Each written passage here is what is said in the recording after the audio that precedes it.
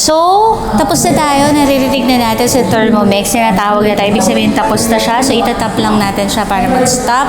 So, dapat po ganito. Yan. Yan.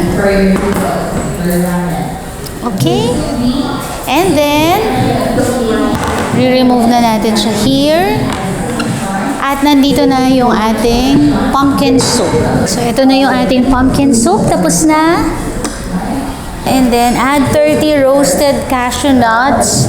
So, dito, isushoot ko na lang siya. 30 grams. Para lumapot siya. Okay. Yan. Konti na lang. Yan. So, lumagpas lang ng isa. Then, next, insert natin yung measuring cup.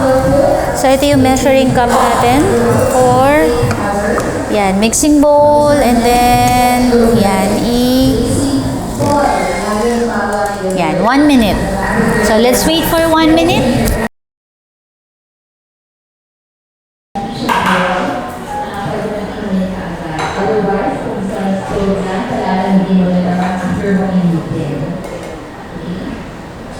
Of course, cooking is not just about the cooking part, but also the prep.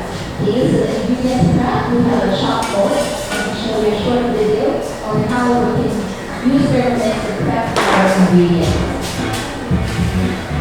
So, if gusto nyo magluto ng mas mabilis, mas healthy, at mas efficient, mag-message lang kayo and you can join me at our Thermomix. Sorry, cut.